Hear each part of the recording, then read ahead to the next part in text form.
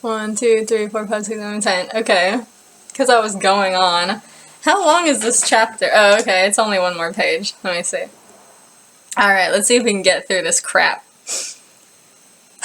Okay, blah, blah, blah, blah, blah. He fell off the brink sobbing again. The captain sighed. He rubbed a little at the man's knee, but knew that would not do much to help. Okay, Gessie, okay. I know he's not saying it like that. He's probably like, okay, okay. But that's how I'm reading it. I'm not gonna do all these voices. I know there's probably supposed to be, like, it's supposed to be very, like,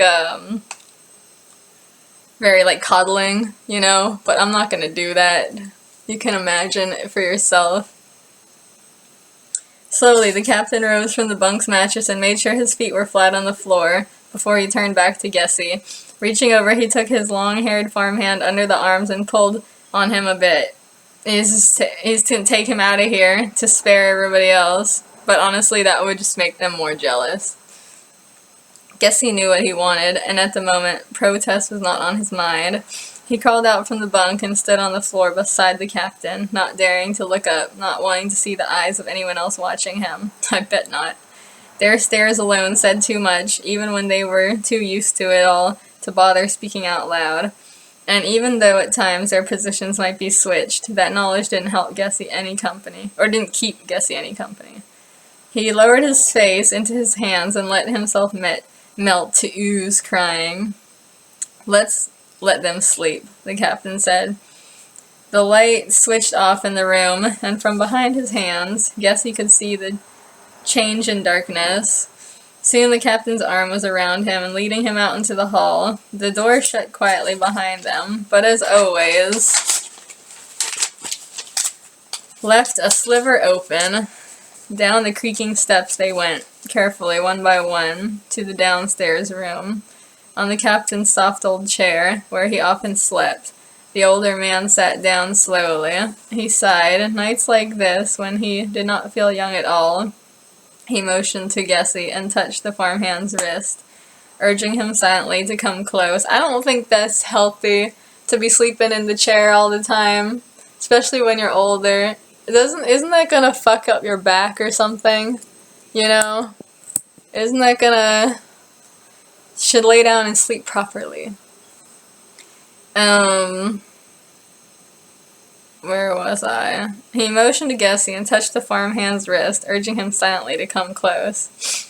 He crawled onto the older man's sturdy lap, of course, and pressed against him. His sobbing and whimpers were soon muffled well against the chest of the captain's thick shirt. Awkwardly tall, too big for what he was trying to do, he left one foot on the floor to balance himself. The captain ran a hand along his shaking back. He sighed. You'll be okay, Gessie. You're gonna be okay. Okay, I know that's not how he said it, but I'm seriously a little irritated with this guy. How many more chapters is there? It's kind of a lot.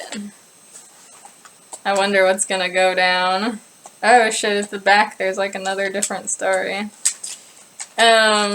You know what's funny? I used to have this story. I don't have it anymore.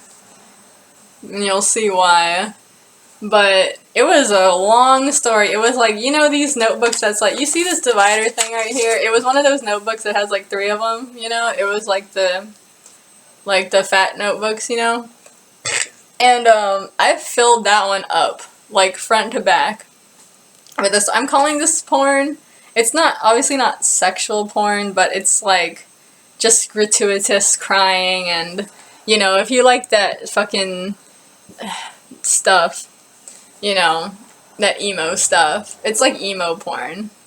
But, I had a story that was actual porn, okay? I wrote it between when I was 15 and 16, and I had a teen job, and I used to write it, like, on my breaks at the job, and I used to make sure my back, like, I sat in the corner and put my back, like, up against the wall, and I would, like, put my knees up and put the book behind my knees like that so nobody could see what I was writing.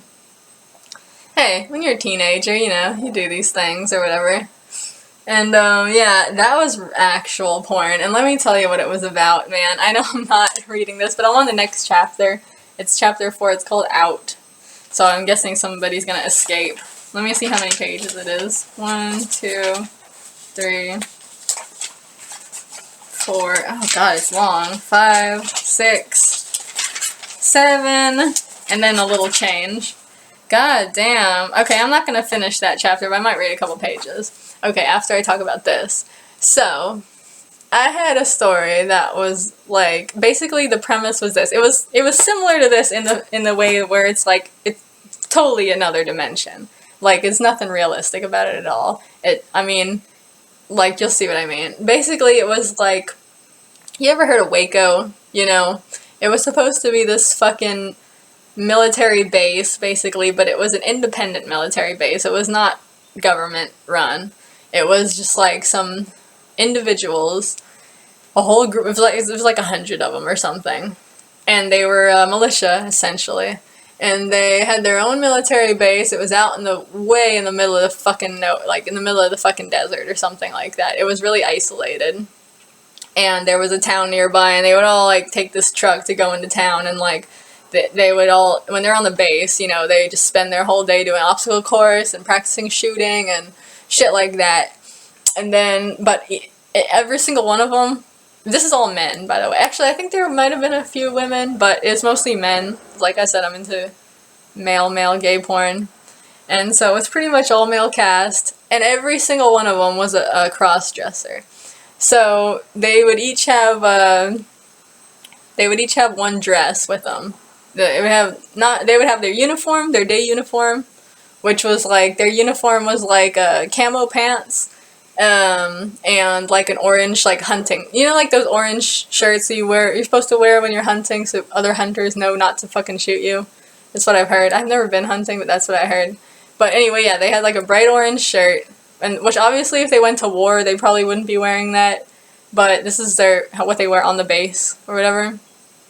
I didn't know much about the military at the time, so, you know, but like I'm saying, like, the military aspect, that's just the background. That's just the setting. This is not a Call of Duty or anything like that. It really doesn't have anything to do with the military. That's just the setting, you know.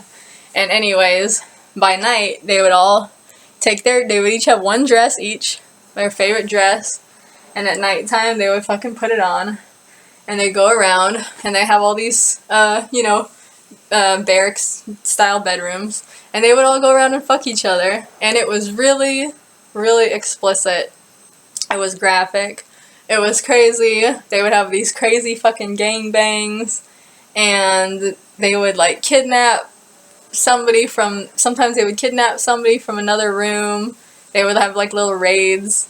They would grab somebody and take them back to their room, and they would all, like, gangbang them, and, then there was this one part where they went into town, these two guys went into town, and they were fucking, they did like a table dance, but it actually wasn't in the story, they just talked about doing it later. And then, somebody was skateboarding, like on sand, which I don't know how that could ever work, but it happened apparently.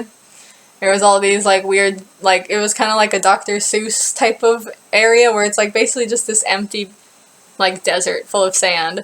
But then there's like these weird like cut off pipes like coming out of the ground, kind of, not like Mario pipes, it's like you go in them. It was like little pipes, like maybe like this size, you know, or maybe like that or something. Not big enough to go in, okay, but just like pipes coming out of the ground, like there used to be a building there or something and it got like fucking entirely taken away. But then just some pipes from like the old plumbing was left there or something. And anyways, whatever. The dude was riding a skateboard on the sand, which is probably physically impossible. I don't know. It's another fucking dimension. And he was trying to grind on the pipes and shit. And, there was just a lot of fucking. That's all I remember, man. There was a lot of fucking. There was a lot of, like, redneck guys. Not, like, redneck, like, stereotype has changed so much. Like, nowadays, it's, like, these, like, guys with shaved heads and everything like that. But back then, it's, like, the more 90s version, like, the more, like, rock and roll redneck with the long blonde hair and everything. And this is, like, he's all dirty and has, like, a cigarette hanging out his mouth and, like, you know, no shirt or, like, just an undershirt, like, some dirty jeans. And, like, a lot of them were like that. But then there was also a bunch of, like, goth guys, too. And, yeah, some of them were supposed to be kind of like, I don't know, whatever. It was a long fucking pornographic story. It was just a long parade of sex going on forever. And I wound up throwing it away. Gee, I wonder why. I almost kind of wish I still had it just as a memento now, but honestly, I would probably be treating it the way I'm treating this story, you know. So let it rest in peace, I suppose. Let it rest in cum or whatever. Anyways, I hope nobody's outside my window right now. Alright, let's move on. I'm gonna read a few pages. Until it hits 20 minutes, and then we'll see. This is a long chapter, so we'll see. Alright. Chapter 4, out. Where is Ashley? Wasn't he gonna come with us? The fog had rolled in this night. The fog, huh? I guess they live on the coast. And a little group stood out in the fields. Their shoulders were slouched and their arms were around themselves with the chill. They shuffled their feet in the damp grass, which out in this area, near the farm's edge, is mercifully short. Ashley, Goldie answered. He shook his head briefly. Nah, don't wait for him. He's still sick. Jakob shuffled a little in the damp blades, looking down at his tennis shoes then. When is the captain gonna bring him home?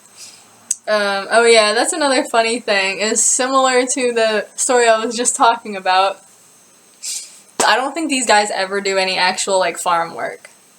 For all the times they call him farm hands, and he's like, oh, I'm trying to run a farm here and stuff. I don't think there's a single scene in this story where they actually do farm work. It's almost like a joke. It's like one of those high school shows where they never show them doing homework or going to class. It's all just like...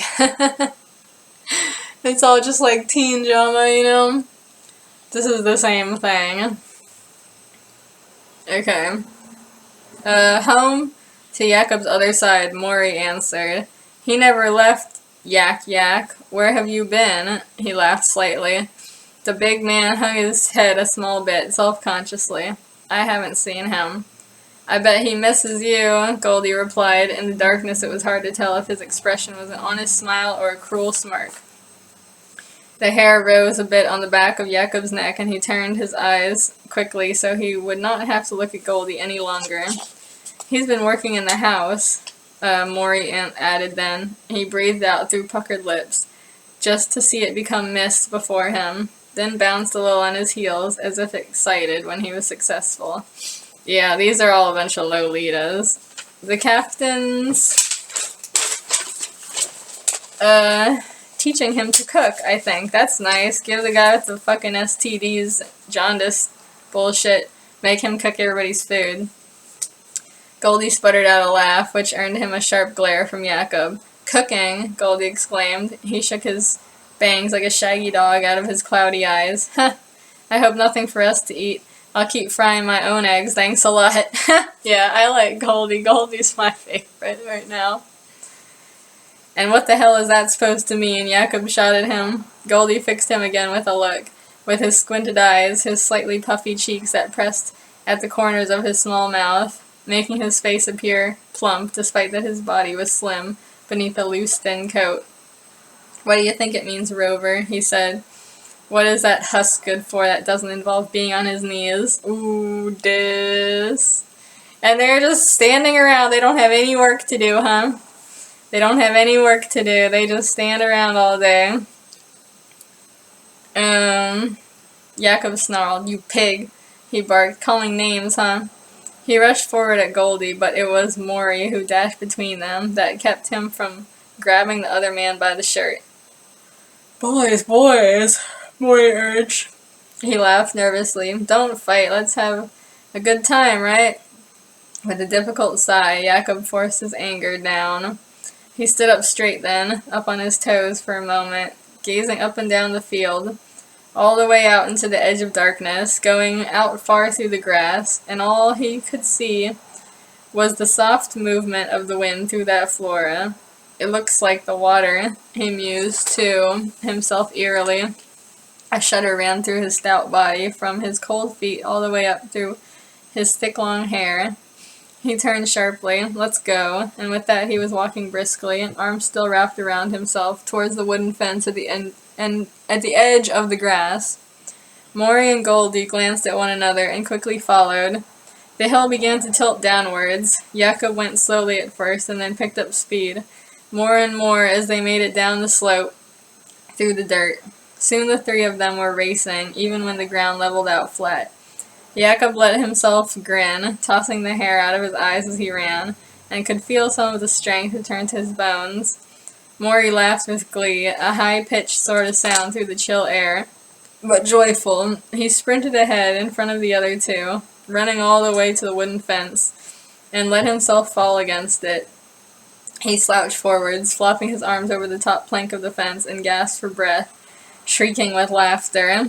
Jakob and Goldie quickly caught up to him, but now walking.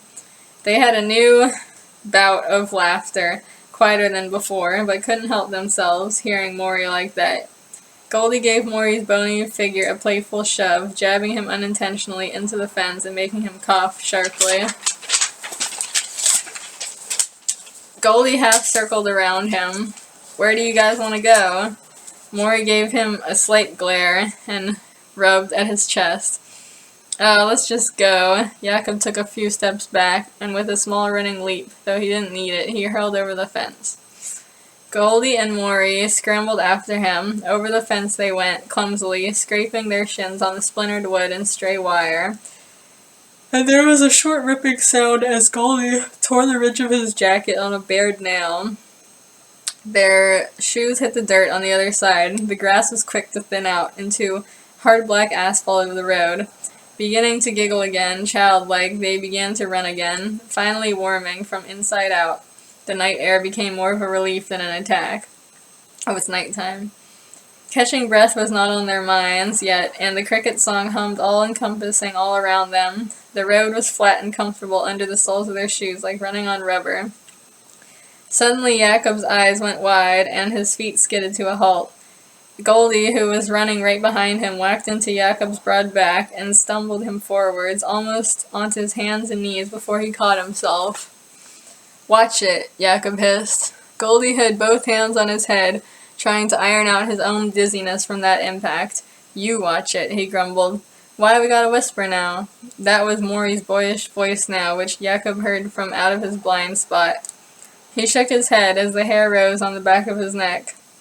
"Look out there," Jakob said, and he nodded forwards at the road. "There's that weirdie again. What in hell's name does he keep sneaking around here for?" Maury squinted and took a few steps forward, and sure enough, in a few moments, with help from Jakob's pointing, his pale eyes fell into silhouette, a good number of yards away, but still fully visible. And there a man stood in the darkness, under moonlight and one of the sparse yellow lights that lit the road. Right out in the middle of the asphalt he waited, and as Maury and Jakob watched, almost as if he was moving in slow motion, they saw the man raise a bottle to his mouth and bring his head all the way back to drink. "The hell is he doing?" Maury mumbled. Jakob shook his head. "Don't know. What does it look like he's doing? He's going and hanging out in the middle of the street at night drinking a bottle of whiskey. What's wrong with that?" It was Goldie then who butt in, and with a small bit of shoving got in between the two of them to stare at the man on the road. He rested his chin on Jakob's shoulder. "Enid," he gave a little scoff. "He better be careful or he's gonna get himself ran over again. Maury looked sharply at him. "Run over?" he whispered harshly. "Oh gosh." Goldie smiled a little quietly. "Get off me," Jakob muttered, and with one hand he shoved Goldie's head from his shoulder. Jakob stepped back a step. "They say he comes here," Goldie recounted. "Comes here and stares down the road, waiting for what he's most scared of, drinking like that, seeing if it'll happen again." Maury shivered, and like Jakob had, he stepped away. "That creeps me out, when you do that voice, Goldie." He laughed a little. "What voice?" "That ghost story voice, man." He shook himself off as if he was wet. "Anyway, why would he want to do that?" and irresistibly his eyes wound up wandering back to Enid's outline, cut out against the road's horizon, drinking again. Goldie shrugged. I don't know, he said. Maybe he just wants to face it again. Or maybe he wants to fix what he did wrong the last time. Jakob, by now, standing with his arms crossed, looked very bitter, and shot a glare at Goldie. Why the hell doesn't he just stay out of the road then? That'd fix it. Psh, well, don't ask me, Goldie said back. Some people are like that. Once they see the thing that scares them most, they chase it all over. They can't get enough of it. They'd rather haunt it than have it be the other way around, get me? Like soldiers, or, Goldie could not finish his sentence, and after a small bit of huffing his breath, he shook his head. He spit on the ground. Never mind, we're all people. We don't make any kind of sense. Just want to pick things apart. His sentence disintegrated off into a low mutter. He headed off walking again, off to the side road to avoid Enid. Come on, Goldie practically snapped then at Jacob and Maury. Move your asses before we all freeze. Okay, that was interesting. I forgot that concept. I had a few stories, I think, that addressed that idea of, like, people seeing their worst fears and then pursuing their fears because they can't just sit with it, you know? Like, they're like, I have to do something about this, or they're just, like, they're so disgusted or so horrified by something that they have to, like, pursue it. I don't know, it's kind of a weird concept, but I remember thinking a lot about that. It's one of those things you think about, I guess, when your life is, like, really shitty. And once your life, like, kind of improves, like, I think sometimes you kind of forget some of those, like, concepts, you know? At least that's what happened to me. So, that actually is kind of an interesting ending. At least it's not just, I thought it was all just gonna be crying, and, I mean, I'm sure it is, but maybe there'll be more of that. So that's kind of interesting. Alright, I'm turning it off for now. Bye!